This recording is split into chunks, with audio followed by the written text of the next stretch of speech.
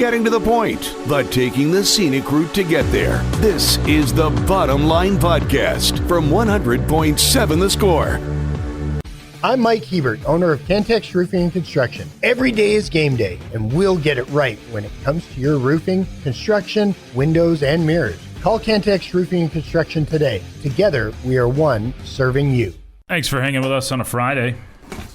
It's the Bottom Line. 100.7 The Score and the 100.7 The Score mobile app. Chois Woodman, Lucas White with you. Show will until 3 o'clock this afternoon. You'll keep your thoughts and comments coming in on the Yates Flooring Center chat line. Lucas has, if y'all don't know Lucas that well, he has about 55 sports teams. Okay, now. Okay, like 12 or 13. You've got what? Two NFL teams, right? 2, yeah. Okay, so he's Chargers and Commanders in that order. He's got 2 baseball teams. Going Orioles and Mets. Yes. In that order. You've got only 1 NBA team, right? Yeah. Okay. They're going to do something this year. AD said he's going to play all 82 games. That remains to be seen. Yeah. AD. I'll be puffing on something to help him heal up. So, and then you've got, so that's the big 3. College teams is where you've got a handful. You went to Liberty. Yeah. You have connections to Mississippi State. Yeah. You root for Virginia Tech because it's from your area, and you root for West Virginia because friend or something. Well, so I did, when I was growing up, I did a lot of skeet shooting. Okay. And I learned this now. Yeah. So the company that my dad worked for had a membership to a skeet club out in West Virginia. Okay. So, wow. I think it's a long stretch, but I think if I consistently went out there multiple weekends a month and just constantly did that instead of baseball and basketball, what I did, I would have tried out for West Virginia's rifling team. Okay. Yeah. So, I had no idea. All right, so just 4, is it the 4 colleges there? Liberty, Mississippi State, West Virginia, and Virginia Tech. Okay. Yeah. So one of those colleges is why I'm bringing this up. Okay. My guess is you've watched more Liberty football than almost anybody in Lubbock. And Pro Football Focus recently posted their top returning wide receivers in the Big 12. Now, returning is a very loose phrase because we're talking about just returning to college football, not returning to the team that you're going. Okay. They've got UCF as an 80, or Josh Darrion at UCF as an 89.9. That's the highest grade receiver returning to college football. Number 2 on the list is Jalen Jones, an 89.6 for Texas Tech. He's a guy that's hardly getting talked about at all. Pretty interesting there. Wyatt Young, OSU, Lorenzo Fenner, Cincinnati, Ernest Campbell, Colorado, Omari Hayes, Iowa State, Miles Coleman, Oklahoma State, Cade Wolford, Cincinnati. At number 9 is when I bring this conversation up, 80.2 grade Donte Lee Jr., who played at Liberty last year. It's the only reason I bring this up. Lucas, from what you saw in 2 years at Liberty, what should Texas Tech fans expect from Donte Lee Jr.? He's 6'3", so he's tall. Mm-hmm. He can definitely go up for the jump ball. He averaged 14-ish yards per reception. Yep. So I don't know if that's a deep threat or kind of a middle.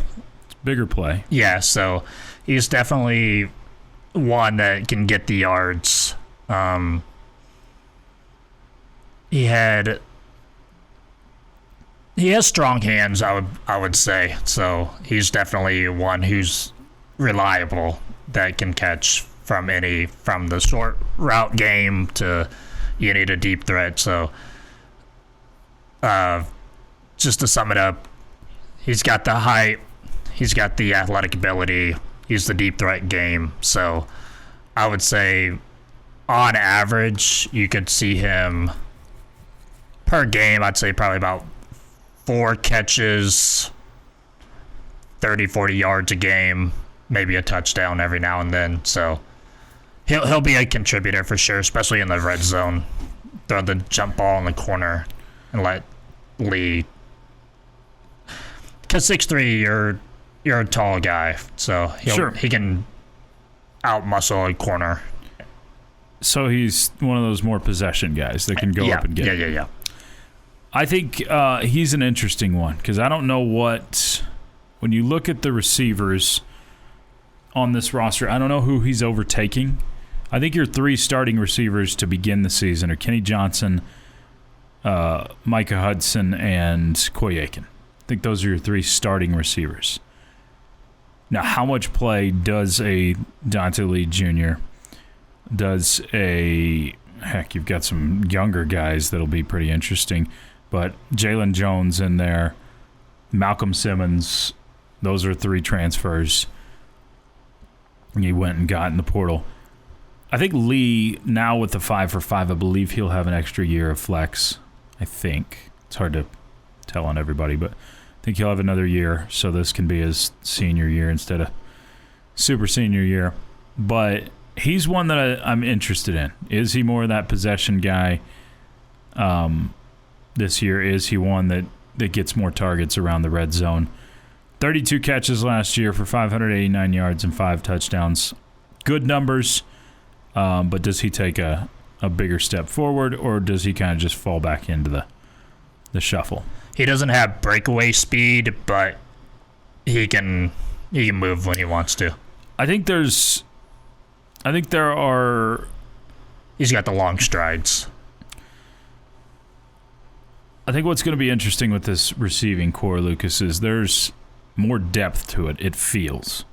Now they haven't rotated through a lot the last couple of years beyond your frontline guys. Yeah, but I mentioned the 3 starting receivers that I expect to start. That's not even mentioning your tight end in Terrence Carter, who may be your best pass catcher. Or Jacoby Williams that you could use as a gadget player. Yeah, he's a guy that will probably flex out quite a bit. You may start with 2-back sets and see him go into the slot at times, or just catching the ball out of the backfield. It feels like Will Hammond will have a lot of guys to throw the football to. I mentioned all those names before we even talk about Leighton Stone and Bryson Jones and freshman Chase Campbell. These guys that are young, Tristan Gentry, another one. All these guys that are young that have shown flashes that I expect to take another step forward this year. So I think this is the deepest receiver room you've had in quite some time.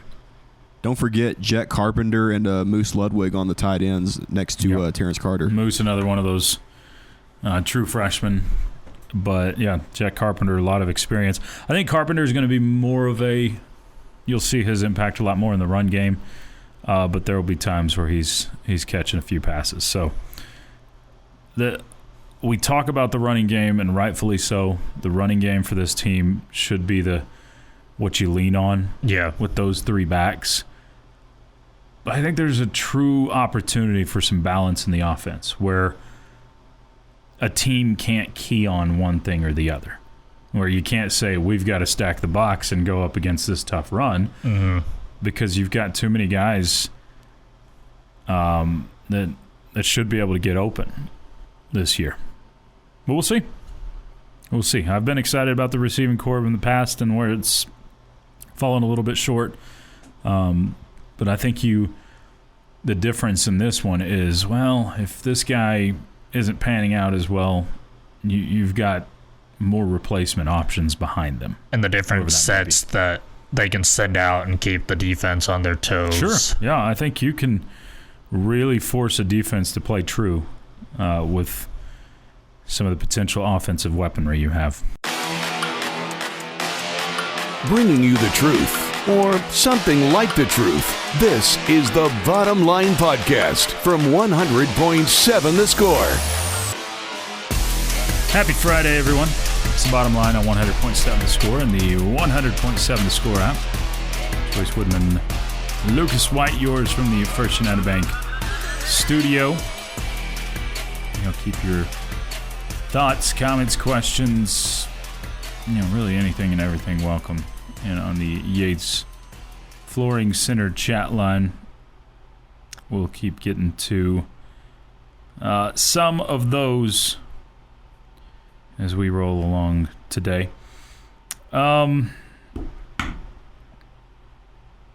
Texas Tech, we've talked about it a little bit, but Texas Tech basketball. Right now you have a roster that might get you an 8 or 9 seed in the NCAA tournament. I still give Grant McCasland a benefit of a doubt because he just wins. Yeah. So even if your roster was sitting where it is and you backload it with a bunch of players that aren't going to play. You think they're too guard heavy right now? It feels very guard heavy. Yeah. Now, it doesn't mean that you can't. Guys are allowed to improve. You're allowed to improve. So Mario Quintok, Hoover, Latrell Hoover, these types of guys, they can get better. It's allowed. Yeah. As you get older. So if those guys are much better than we expect this year, great. But as your roster sits right now, the proven part of your roster is very guard heavy. Mm-hmm. So you go from, I guess my question for you, Lucas, is if the roster stayed as it is, if you get none of this 5 for 5 that goes Texas Tech's way, what are your expectations? What would be your expectations for Tech this season? And if you do end up getting all 3 of the guys mentioned, or two of the 3 mentioned, say Atwell doesn't come, but you get Williams and Stillwell, where do your expectations shift? Well, looking at the roster right now, they got 9 players. Yep. You can have, I think, 13 scholarships. Yeah. I think. Another 15? Name I think it may be 15 now. Yeah. Another name that is going to really intrigue me this year is Josiah Mosley. He's a very interesting one. Yeah. Yep, and he's basically, if you have Darrion Williams, it gives you some flexibility there. Yeah. Where you can have both guys on the court, and Darrion can play more of a 3, and Josiah a 4, or whatever. It just feels like, right now, what's crazy, Luke, is it feels like you're a long ways away with this roster. But when you look at it, you're 2 pieces away from really feeling good about the roster. If you got Darrion Williams, if you got Stillwell, it changes the entire outlook. I agree. Because Completely. it just pads some depth there that you do not have right now. So, with that, what would your expectations be if there aren't any major additions? So, where do you finish in the Big 12? Where are you at in the NCAA tournament? Versus if you do get those guys. I think roster standing right now, I think finishing 5th or 6th in the Big 12 could definitely be a nice landing spot for what we've got. Okay.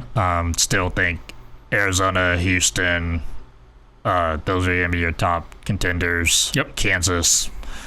In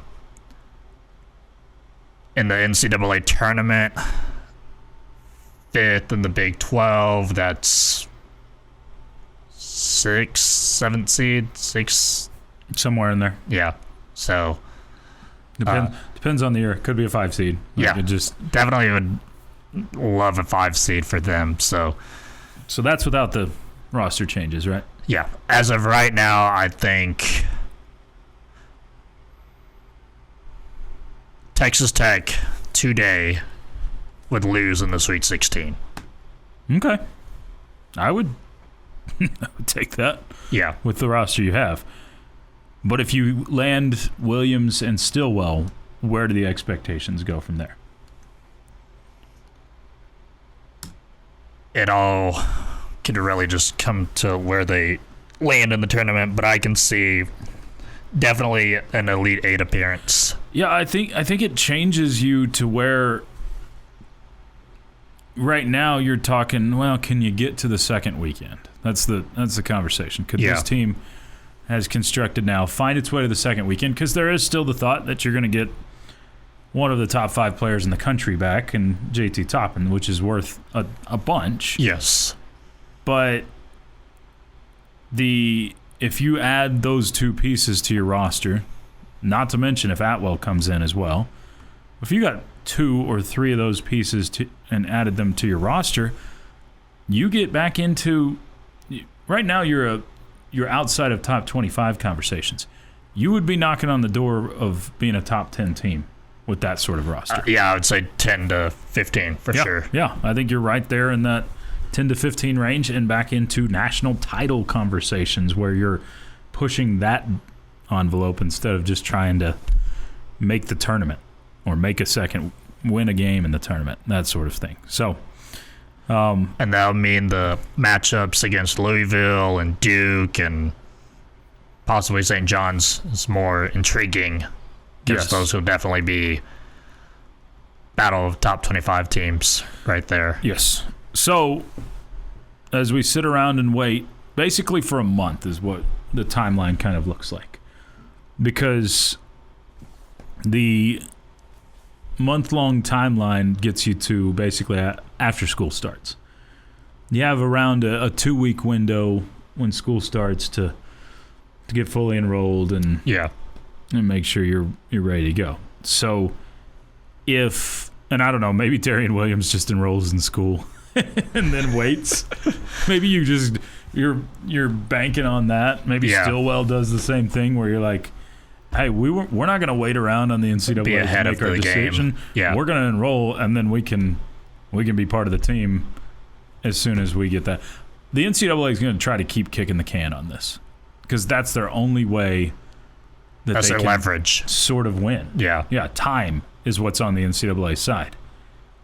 And they'll try to drag this thing out as much as possible. I'm sure Williams and company will have some pressing going on in these lawsuits, though, where they try to get an agreement done or a injunction done sooner rather than later. Injunction, temporary restraining order, whatever it ends up being. So, remember, these are all guys. Some of them have gone through NBA situations. Some of them have not. But they're all guys that have not played professional basketball yet. This isn't the same situation as the cat that it was at Alabama last year. It's not the same. It's not even the same situation as the offensive lineman at Texas, or he's gone through 2 NFL mini camps. Maybe some similar. Yeah. Because if Atwell goes through, well, he's played some summer league games. Yeah, he's played some summer league games, but that's not professional games up to that point. So anyway, it's a ruling that not just Texas Tech, but a slew of other teams are waiting on, because there's a lot of names on this list from Charlotte, from Kansas. Kansas has a player, Jaden Dawson, on there. High Point, Virginia. Another one from NC State, Norfolk, Marshall. It's all over the country. And if and when it rules favorably. And it's on every level, too. Yes. Yeah. I don't know why they didn't just... This would have been an easy thing to do. Yeah, someone did correct me. It's 15 scholarships now. That's correct. And Ben told me that, too. I don't know why the NCAA didn't save themselves the headache, grandfather this in, and then you just say roster sizes for this year are this. Say that they're 18 this year, 17 this year. That way you can still accompany the freshmen coming in. So that'd be too easy for them. It'd be too smart is what it'd be. Yeah. But NCAA and smart can't coexist in the same sentence. Getting to the point, but taking the scenic route to get there. This is the Bottom Line Podcast from 100.7 The Score. Bottom line on 100.7 The Score and the 100.7 The Score mobile app. Presented by Happy State Bank. Also on television, Fox 34 News Now. YouTube, Fire Stick, Roku, Apple TV, whichever way you're taking us in. Thanks for hanging out with us on this final day in the month of July. Alongside a stranger, I'm Chois Woodman. Ben Portman across the way taking care of us. Y'all can hit us up. Thoughts, comments, questions, whatever you want to get into. Bring it in on the Yates Flooring Center chat line through that 100.7 The Score mobile app. We've got lots to get into over the next couple hours. SEC's making excuses for why they are not winning championships lately. Well, actually, they're not even making the excuses. They're having their mouthpiece, ESPN, do it for them. Yeah. So we'll play some of those highlights, if you want, lowlights, whatever. We might even talk a little baseball. There's new logos on the Texas Tech field. There's highest paid podcasters. We'll see if Jamie's name is on that list.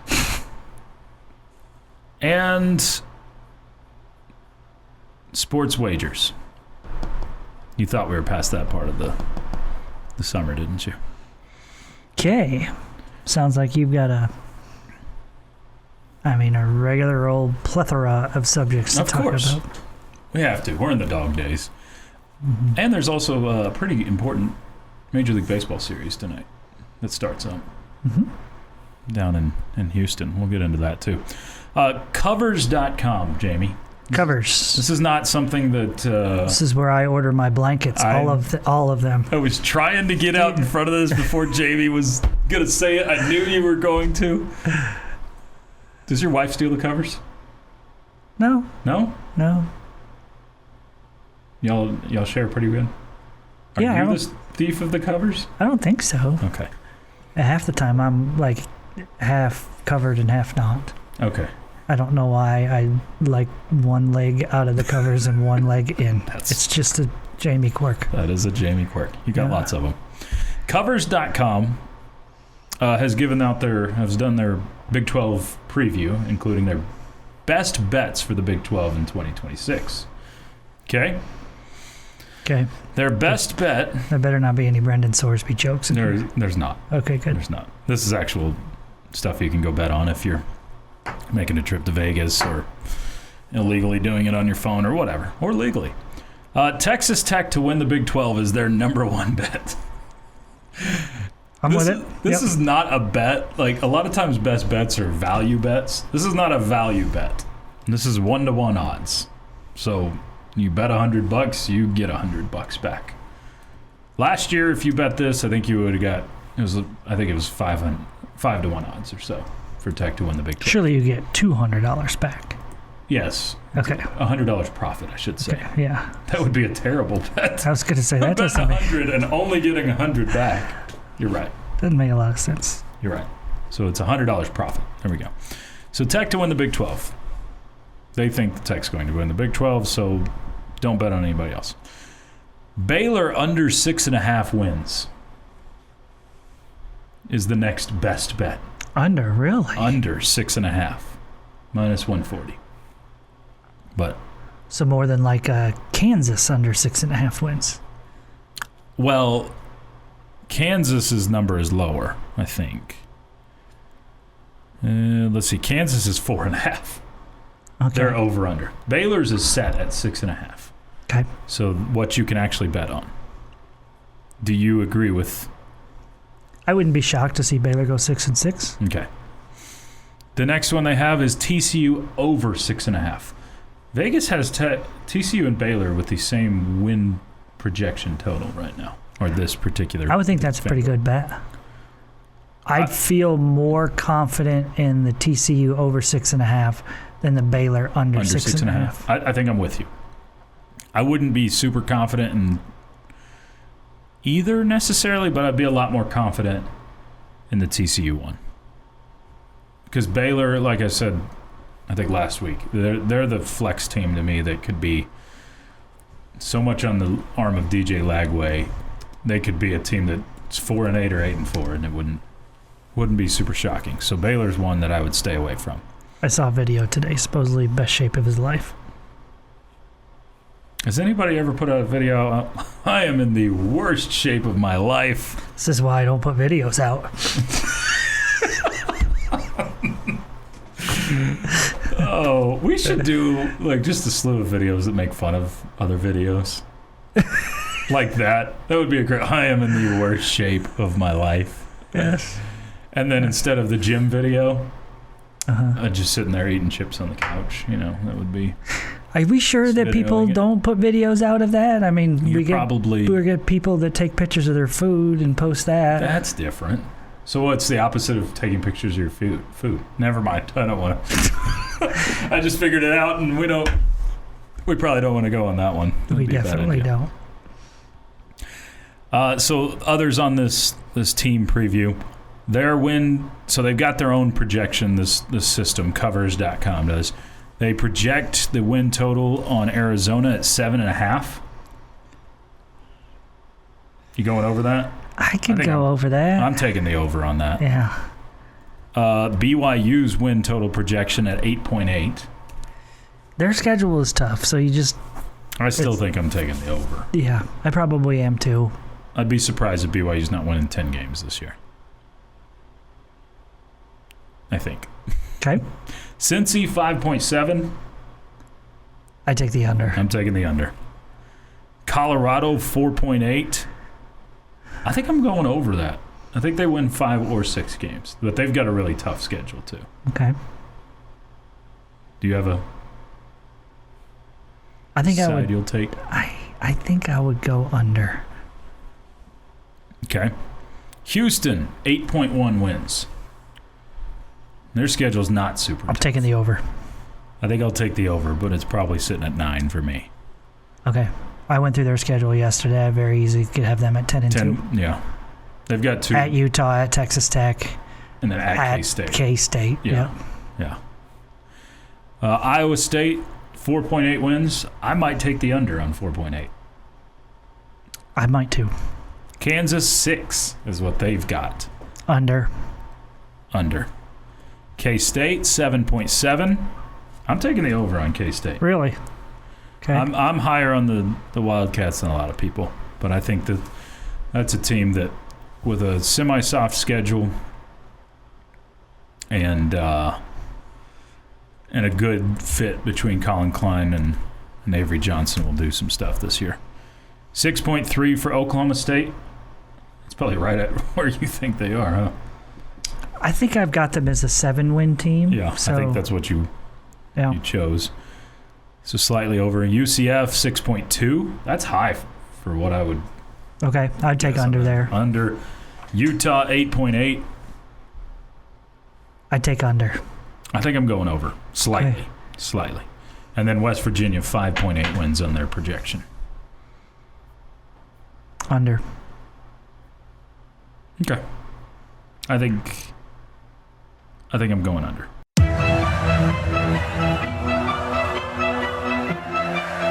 Bringing you the truth, or something like the truth. This is the Bottom Line Podcast from 100.7 The Score.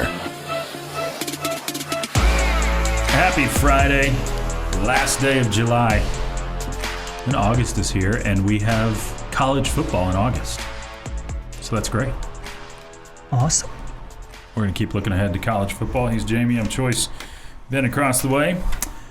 Because we've got our blind projections. We have picked 7 teams so far. We've picked records of 7 teams thus far. And we'll continue that today with the Kansas Jayhawks. Jamie, per usual for what we've done so far, you will go first. But the good news is you don't have to pick that much today. Good. Because you've already picked 6 of these games out of the 6 for the Jayhawks. Okay. So we'll help you learn who you've picked so far. Let's start off with the first game of the season, as we usually do when picking games. Makes sense. LIU, don't call us Brooklyn anymore. The Sharks and Kansas going up against it. If we had intern Travis here, he would be picking the Sharks. He's got an infatuation with LIU. But Okay, that's interesting. yeah, there's lots of things about him that are interesting. Okay. But do I need to write anything down but Kansas win here for anybody? No. We good? Okay. I figured that was the case since it's LIU. The next one, much more in question. The Storage Mart border showdown, you mean? Yeah, that one, which is the border with Missouri. This one is at Kansas Memorial Stadium, David Booth Kansas Memorial Stadium, the revamped stadium they've got. Missouri and Kansas. Jamie, who are you going with? I'll take Missouri. Let's go Tigers. Wrong Tigers, but you get the point. Ben? Mizzou. Arizona State is the next one. This is a game. I assume you're going with Missouri, too? I said let's go Tigers. Oh, Sorry. that's right. I thought that was my pick, but Okay, my bad. I didn't. Arizona State at Wembley Stadium. The Union Jack Classic. So this one does not have a bye in front of it. You got a Friday night game against Missouri. So you got 8 days to travel to Wembley. Did you see Arizona State already sent their equipment truck? No, I did not see that. Yes, they've already started trekking it across the country to head to Wembley. Okay. All right. So I guess it's going to hop on a boat. You would think so? I don't know. Yeah. Could be a cargo plane. Interesting. Anyway, so Arizona State and Kansas from across the pond. I will take Arizona State. I, too, will take Arizona State. I'm sorry, I don't know what that means, Ben. Yeah, I was going to say, I'm not sure what that means. Kansas lost by a landslide. Okay. So Arizona State for all three of us. The Jayhawks getting back to their old ways in football, start off 1-2. Then Middle Tennessee after a bye week. So they get their bye after the Wembley trip. Middle Tennessee, the Blue Raiders. I'll take the Blue Ducks. I will also take the Blue Chicken Ducks, whatever they are. Kansas. That was very unexciting. I know, Kansas you give us a and then Kansas. Kansas. Never know what we'll get with Ben. All right, next. You guys don't actually have to pick this one because it has been picked. Joel, from a while ago, picked Utah, or this game against Utah. This one's at Utah. Y'all can probably guess what was picked here. At Utah. A Kansas loss across the board. Mm-hmm. So Kansas out to a just riveting 2-3 start. Mm-hmm. Up next, but with two tough losses. Really. Three. Yeah, all three of the losses are good teams. Understandable. Yeah. Yeah, it's not like that they're losing bad games yet. I think we might get there, though. At Kansas State up next. This is a pretty tough 6-game stretch to open the season for the Jayhawks. The Dillon's Sunflower Showdown. You have already picked this game, Jamie. I'm sure I picked K-State. As have we all. And the entire group. Ben, you actually picked for yourself this time. We all picked K-State to win. 2-4 for the Jayhawks. Not trending well. Up next, October 24th versus Baylor, which is... Do we have a special game for this one? We got nothing. The toilet bowl. That's what it is. Lazy. The boring bowl. Okay, Baylor. I'll take Baylor. I'm going to take Baylor on the road as well. Give me the Bears. We don't have a lot of respect for Kansas this year, it doesn't appear. Nobody does. Unless your name's Clint Scott or Chuck Hines. I don't think they're going to. I don't think they do either. I don't think they're super high on the Jayhawks this year either. Up next, TCU. We have picked this game already. And everybody picked the Jayhawks to lose in Fort Worth. That is a 4-game losing streak if you're keeping track at home, kids. versus UCF. We've also picked this one. Somewhere in here. All right, great. I lost one of my sheets. I had been keeping up so well. I bet you can find it in one of the other 762 that are on your desk right now. Start, Jamie. I'll finish. All right. Oh, there it is. It was there the whole time. Oh, that's good. The whole time? The whole time? Just missed the Doubtfire quote. All right. UCF, everyone in this group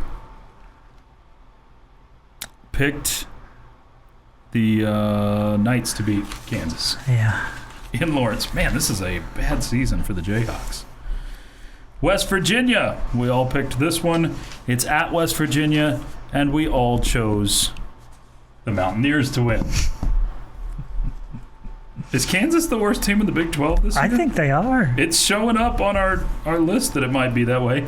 Because is anybody going to pick BYU? I'm going to pick BYU. To lose. I'm going to pick them to win. I forgot to finish my sentence there. It's hard sometimes. Okay, I will pick BYU to win as well. Let's go Cosmo. That's their mascot name. Cosmo. And then, let's see what the fate decided. And by the fate, I mean us, when we picked Oklahoma State. At Oklahoma State to close out the year, every single one of us picked the Cowpokes. Every single one. Jamie, if you were keeping track, we all picked the exact same record across the board. We all picked the same game everywhere. And that is a grand total of 2-10. Ouch. Thank goodness we are back to normalcy with Kansas football. I'll take KU all day, every day. That's not an easy schedule. You know, No, it's not. When I looked at Kansas this year, before like really breaking down the schedule like this, I thought, you know, that's probably maybe a 4 or 5 win football team. Maybe. Mm-hmm. But looking at the schedule, there's only a couple of swing games that can even change this. That's the Baylor game and the UCF game. Yeah. Those are the 2 games that, okay, maybe they get to 4 wins this year. They're not winning at Utah. Highly unlikely they win at K-State. They you know, play terrible in that game every time, even though it is a rivalry. At TCU, shocking if they win that one. Maybe at West Virginia. Maybe. If they're bad. So maybe there's a 5th game or a 3rd game there in conference play. But man, they've got a brutal schedule that is not favorable, especially on the road. And I don't think they're a good football team. They've got a good defense, but I don't think the offense is going to be much. So 2-10 and 0-9 in Big 12 play. Ouch. But the world will be better if Kansas returns to where they're supposed to be in football. And it feels like they're heading back to where they once were. Yes. Oklahoma State has been dethroned. Everybody knows that Kansas is a baseball school. Yeah. That's everybody? Who? Everybody. Everybody. Well, they are right now. Man.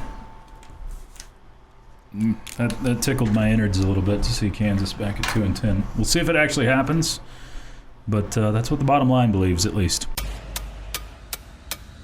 Bringing you the truth, or something like the truth. This is the Bottom Line Podcast from 100.7 The Score. Happy to be part of your Friday. This is the Bottom Line on 100.7 The Score and the 100.7 The Score mobile app. We'll read some more of your thoughts and comments on the Yates Flooring Center chat line. I usually don't do teases for, other shows, but you're going to want to listen to Tech Talk later today because Rob is going to talk with Gus about something weird that Dante Moore does in the huddle for Oregon. So that'll be on Tech Talk. We've already been banned from talking about it on this show, though. Good luck with that. Right now, we got a question of the day. Time now for Jamie's question of the day on 100.7 The Score. Brought to you by someone not named Jamie and presented by Connecticut of West Texas. Life's hard, your water shouldn't be. Jamie. Choice, sir. I'm going to take a question that was sent in, I think, on, I think it was the end of the bench. I'm stealing a question from a listener. Okay. Because I think it's a pretty interesting one. Who do you think will be the 3 biggest portal additions for Texas Tech in the 2026 football season? 3 biggest portal additions in the 2026 season. I think it would be hard not... Actually, they were most impactful, is what I should say. Mm-hmm. I don't know if that changes your answer. But I would think it would be hard not to have Trey White. Okay, in that group. Man, it's a big list. And some guys that I think could really impact you. You need Trey White and Adam Trick. There we go. Yep. One or the other or both. You really need them. Agreed. Okay, to be impactful. You need at least one of those two to be... So, Trey Trick or Adam White, one of them. Okay, you need one of those guys to be a big-time addition for you. I think Kenny Johnson is going to be the top receiver in the group, and with his also ability in the return game, one of the best in the country last year, was both a punt returner and kick returner. Yep. I think Kenny Johnson could make a massive impact. Okay? So he's number 2 on my list. So you did a 1A and 1B for White and Trick? I think I'm going to go Trey White. Okay, I'll go Trey Seems White. like everybody's either just picking a side on one of those two guys. Yeah. I hope it's that way the whole year, where they're battling back and forth for who gets the most sacks. Yeah, and I guess I'll go with Austin Romaine as my 3rd guy. Hard to argue any of those. Ben? Austin Romaine was going to be my first. Again, we're talking a multi-time All-Big 12 honoree expected to anchor at this level. Mateen Ibirgba to replace, I don't know if you replace, but to fill in for Lee Hunter. Yep. To the top-rated interior defensive lineman in the transfer portal.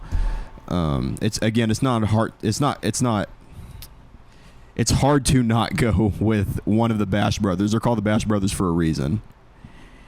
And you mentioned the receivers there, Jamie. Like Kenny Johnson was a productive target with 1,300 receiving yards at Pitt prior to transferring over here. And Jaylon Jones is expected to bring good depth along with Donte Lee in the comments that we got from Lucas. Jet Carpenter, we also mentioned, bringing in some reinforcements on the at the tight end position. Malcolm Simmons expected to be a dynamic playmaker on the outside whenever you plug him in. So I said Romaine Ibirgba. You said Johnson for your 3rd if you're counting him. Or who are you?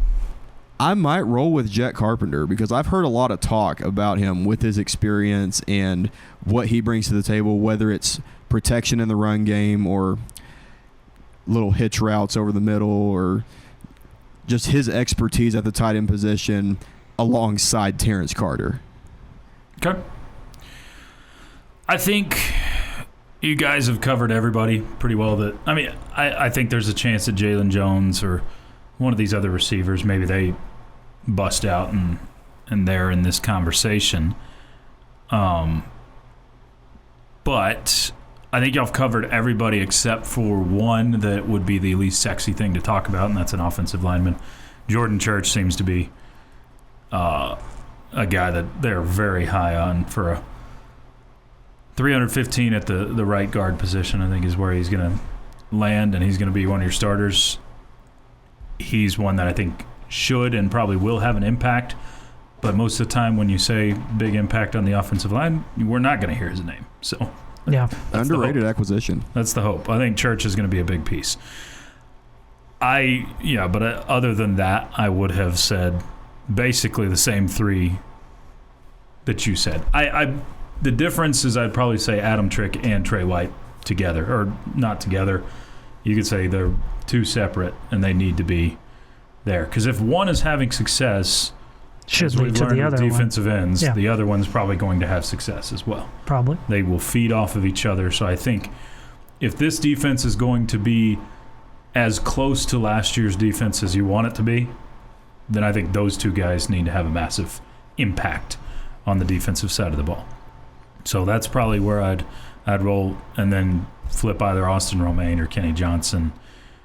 I don't know that Johnson has to have the massive impact. There's people that seem to be in the camp. You kind of take one side or the other on the.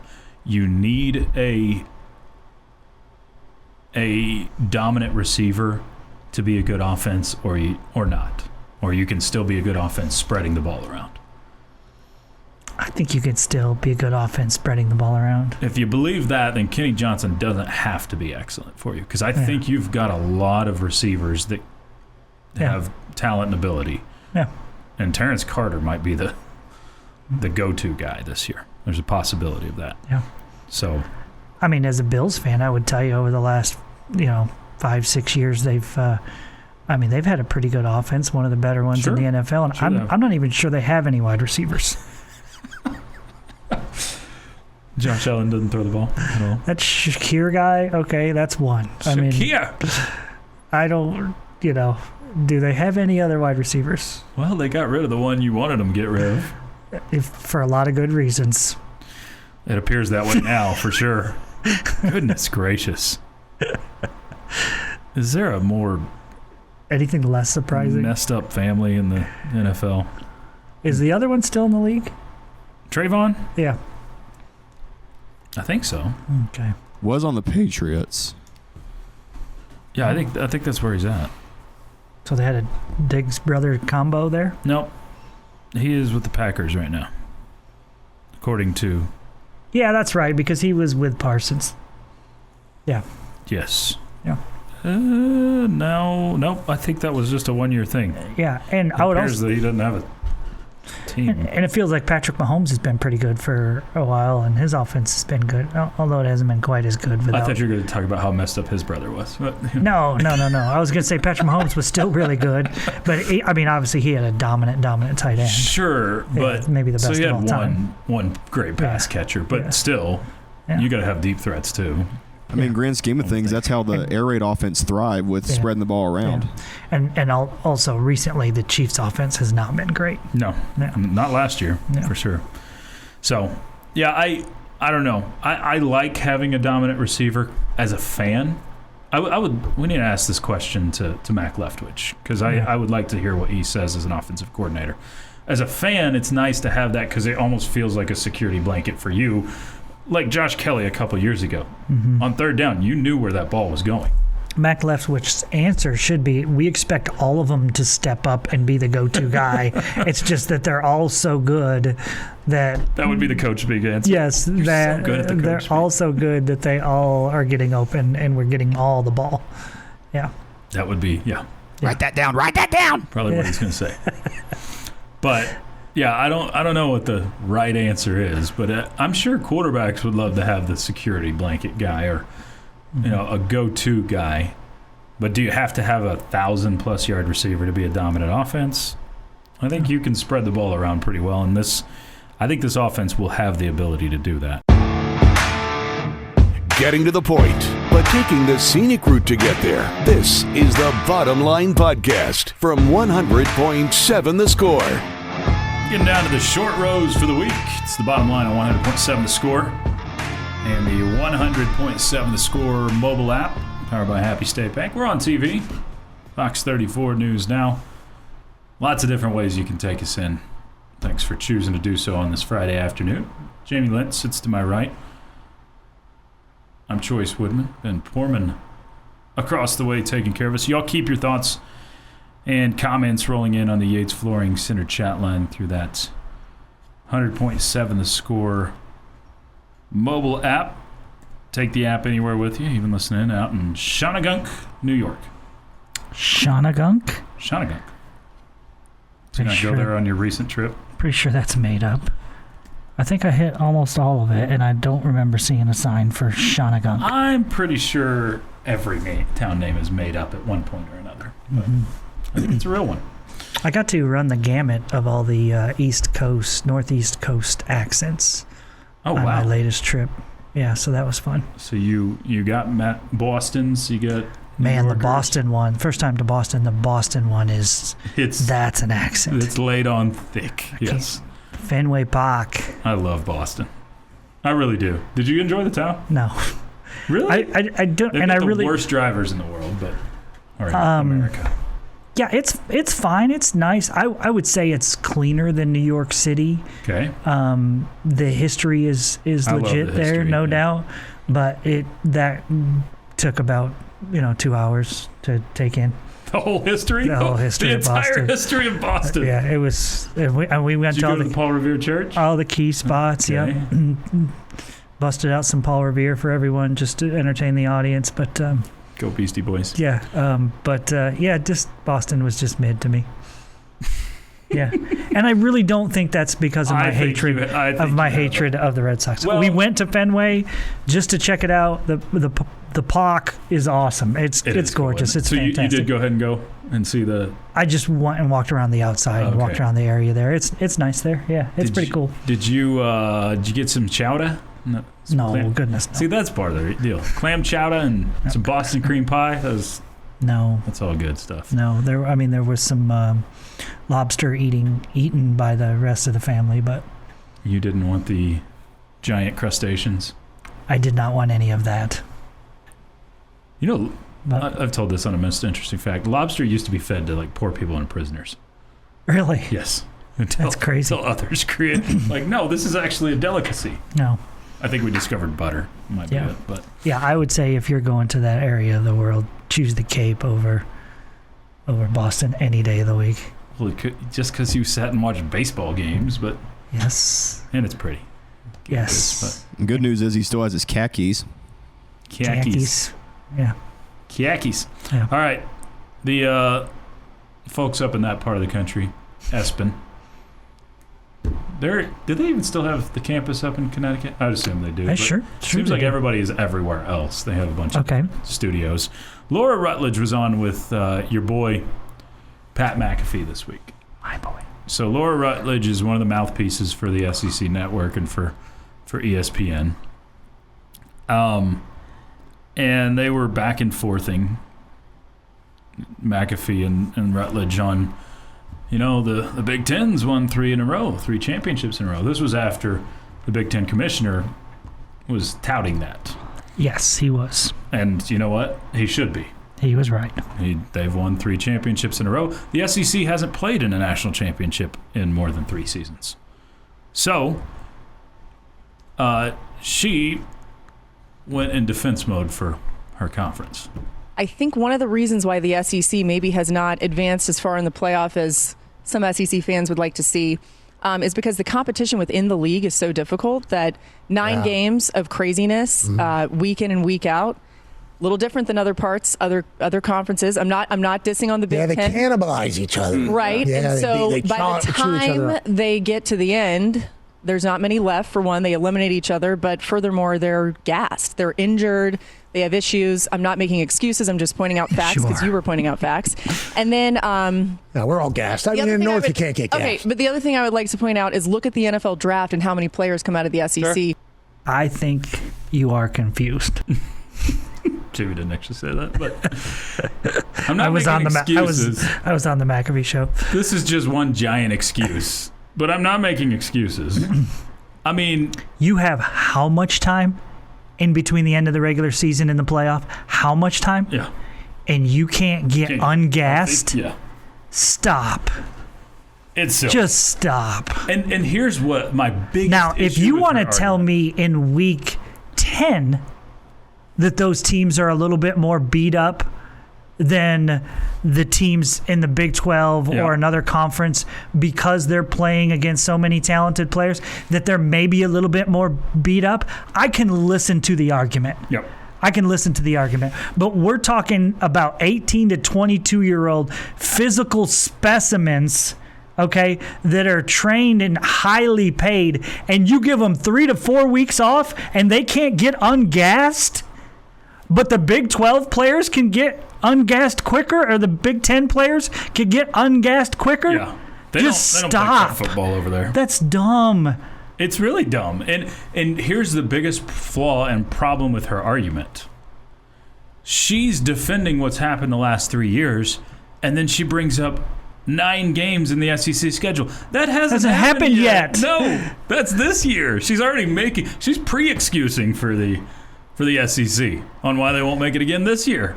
She's bringing up the 9 games. Oh, you don't think playing 9 games against SEC competition is tough? Sure it is.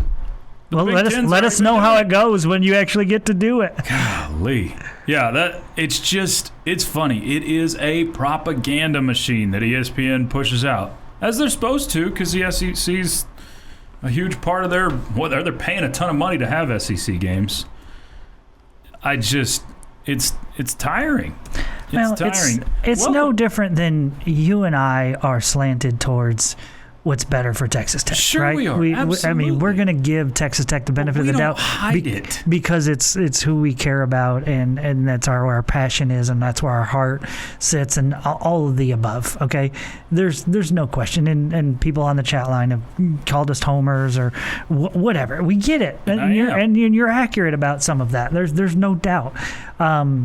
But again, this is exactly what you're getting with this network. Yes. Because they're in bed. And I do think that like her point about how many high draft picks come out of the SEC, I think it's all valid. I mean, as far as how much talent there is in that conference, it's almost a knock at it. Yeah, that's all fine. I get it, but you can talk to me about that stuff, and I'll listen. And like I said, week 9 or 10 of the season, you might get me to listen to your argument, but these guys have 3 and 4 weeks off in between games. They're not gassed anymore. McAfee kind of went on after that. It's like to combat her comment at the end about having so many draft picks. Like, oh, you can't win with draft picks? I know. So what's that mean? You have worse coaching? You have worse coaching in the SEC? Like you're not able to win with all those draft picks? So just don't treat me like I'm stupid. The rest of us are not dumb. Like, we don't hide our fandom. The problem with the ESPN is they put on this facade that they're equal to college football, and we're all about everybody in college football. But the reality is, it is whatever we can do to prop up the SEC. Even if it's not admitting the truth for a little bit. I think their atmosphere and the passion of the fan base and all that comes with phenomenal. The SEC is the best. Okay? Sure. It is the best. Game days are the best, sure. I think. Okay? But right now, I'm sorry, but Big Ten football has more higher-end teams than they do. It's been that way for 3 or 4 years now. This has been the Bottom Line Podcast from 100.7 The Score. Go to 100-7thescore.com for more from the Double T Sports Network.